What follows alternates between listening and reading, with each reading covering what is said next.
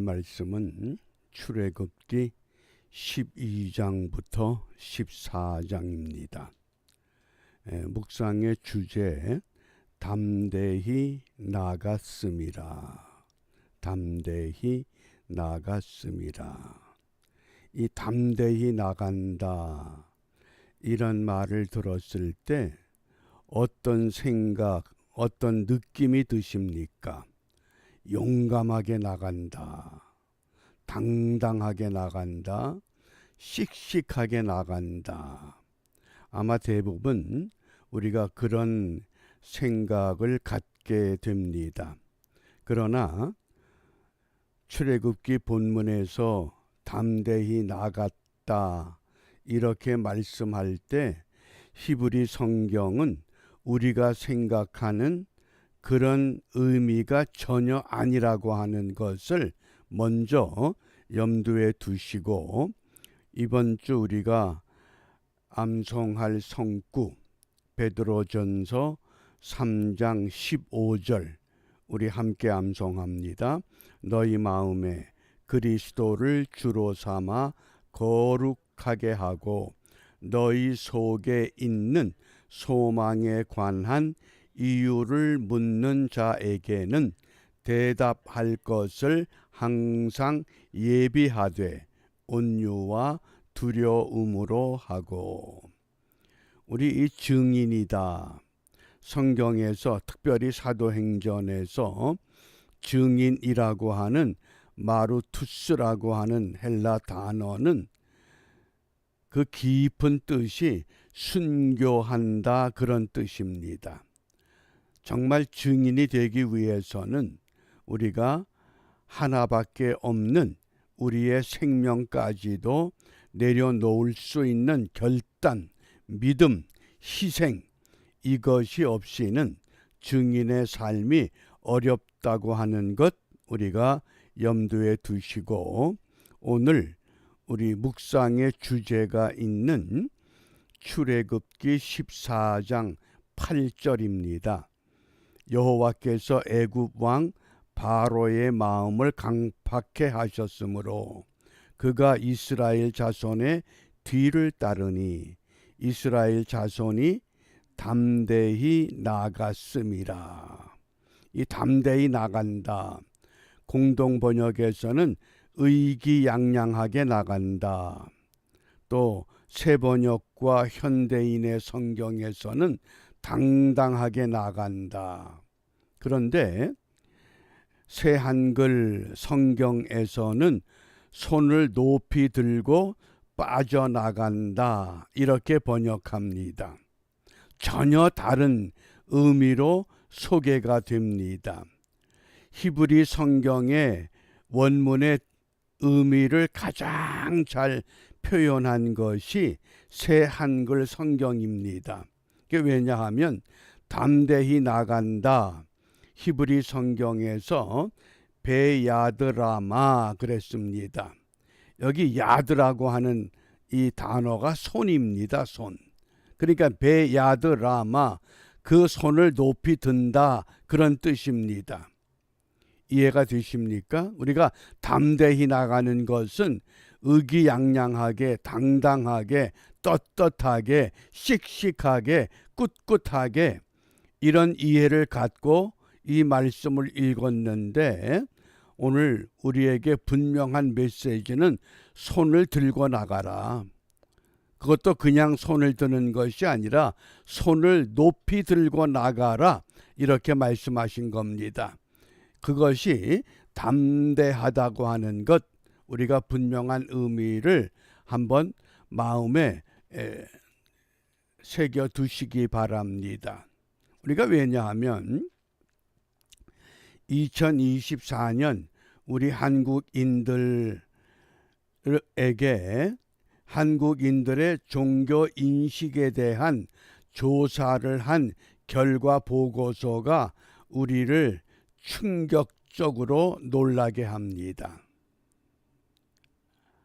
한국인들이 가장 좋아하는 종교, 불교 51.3%입니다. 51.3%. 그 다음에 천주교 48.6%입니다. 그런데 이 개신교는 35.6%입니다. 3위밖에 안 됩니다. 그 한국의 수많은 교회들이 얼마나 열심히 부르짖고 사회봉사하고 거리에 나가서 전도하고 구제하고, 그런데 3위밖에 되질 않습니다. 또 흥미로운 것은 원불교의 교리가 뭔 줄 아셔요? 우리는 관심이 없기 때문에 불교는 석가모니의 가르침이지만은 원불교는 소태산 박중빈이라고 하는 대종사의 가르침, 어떤 한 개인의 깨달음을 원을 그렸습니다. 원이 뭡니까? 시작도 없고 끝도 없고 모두가 연결된다. 그게 교리의 핵심입니다. 그런데 원불교가 28.6%입니다. 우리가 평소에 듣지도 못하고 접하지도 않던 종교가 그만큼 강력한 영향을 미치고 있다고 하는 것. 저는 그 생각을 하면서 기독교가 왜 그렇게 다른 종교보다 열심을 내고 사회봉사하고 구제하고 전도하고 기도하는데 왜 관심을 갖지 못할까?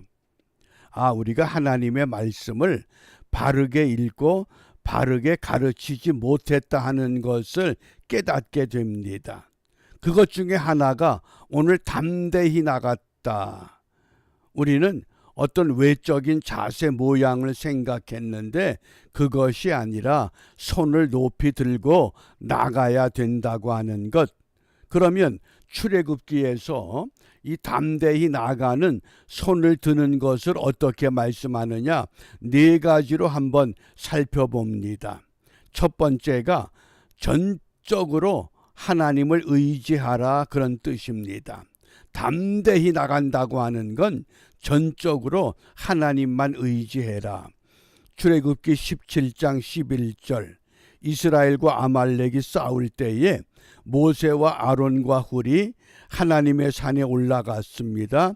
모세가 손을 들면 이스라엘이 이기고 손을 내리면 아말렉이 이깁니다. 얼마나 이상한 전쟁입니까? 뭡니까? 전적으로 지도자가, 어느 누군가가 하나님을 의지하면 전쟁에 나가 있는 용사들이 싸울 때 반드시 이길 수 있다고 하는 것. 그게 담대하다고 하는, 손을 높이 들라고 하는 첫 번째 의미입니다. 그 다음 두 번째, 온전히 순종하라, 그런 뜻입니다. 출애굽기 14장 21절입니다. 모세가 바다 위로 손을 내어민대 여호와께서 큰 동풍으로 밤새도록 바닷물을 물러가게 하시니 물이 갈라져 바다가 마른 땅이 된지라. 지금 뒤에서는 애굽의 군대, 마병 쫓아옵니다. 히브리 백성들은 노약자들, 또 많은 가축들을 거느리고 앞으로 갑니다. 어느 걸음이 더 빠릅니까? 당연히 애굽의 군대가 잘 훈련된 군사들이, 또 기마병들이, 마차가 추격을 해오면 이건 순식간에 잡힙니다. 근데 설상가상 앞에는 앞으로 갈 수 없는 홍해라고 하는 바다가 놓여 있습니다. 진퇴양난의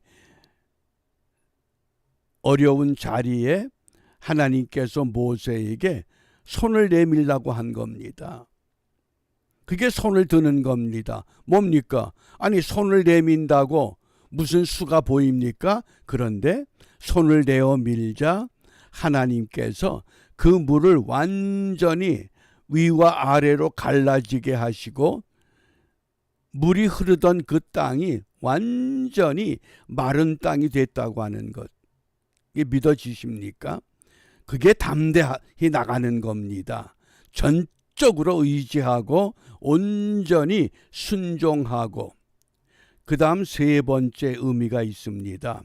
영적으로 승리한다는 것을 확신하라고 부탁합니다. 출애굽기 14장 26절인데 이스라엘 백성들이 다 건넜습니다. 이제 막 추격해 오던 애굽의 군사들, 또 기병대 마차가 홍해 바다로 막 들어서는 순간 다시 모세가 손을 바다 위로 들어 올릴 때 어떤 현상이 일어났습니까? 갑자기 위아래로 갈라졌던 물이 함유가 되면서 애굽의 모든 군대가 그 물에 빠져 죽습니다. 조금 전까지 마른 땅이었던 그 홍해 바다가 이제는 완전히 함유가 돼서 추격해 오던 애굽의 군사들을 완전히 그 물속에 가두어 버립니다. 영적 승리가 분명히 이루어질 수 있다고 하는 것. 전적으로 하나님을 의지하라, 온전히 순종하라, 영적 승리를 확신하라. 그리고 네 번째, 오직 주만 바라보라고 말씀합니다. 출애굽기 15장 6절에 보면 여호와여 주의 오른손이 권능으로 영광을 나타내시니이다. 여호와여 주의 오른손이 원수를 부수시나이다. 어떻습니까? 오늘 우리가 우리 현실을 바라보면 참 어처구니 없고 어떻게 나라가 이 지경까지 갔을까?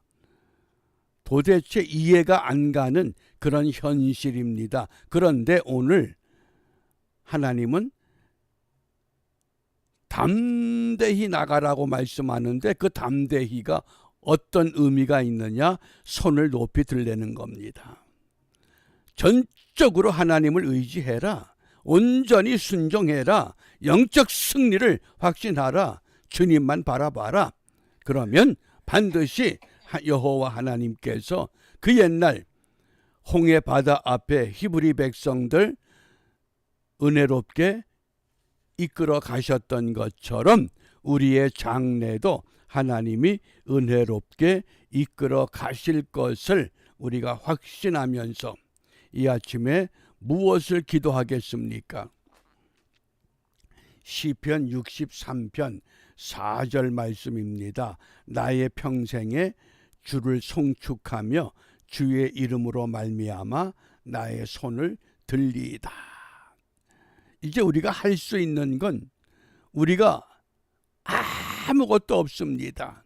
그저 주님 앞에 손 들고 주님만 믿고 따라가는 일에 집중하는 은혜의 하루가 되어서 이 시대에 우리가 있는 삶의 현장에 주님이 가장 원하시고 기뻐하시는 것, 그것을 우리가 바르게 감당하는 은총의 하루가 되시기를 바랍니다. 기도합니다. 역사의 주인 되시는 아버지 하나님, 사방을 둘러보아도 소망의 빛이 보이지 않는 어둠의 자리에서 다시 한번 오늘 말씀을 통하여 담대히 나가라고 명령하셨던 하나님의 말씀의 의미가 무엇인가를 우리에게 들려주심을 감사합니다.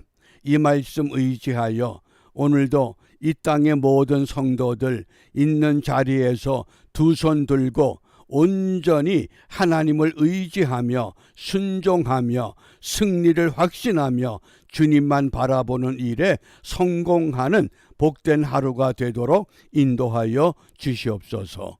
예수님 이름으로 기도합니다. 아멘.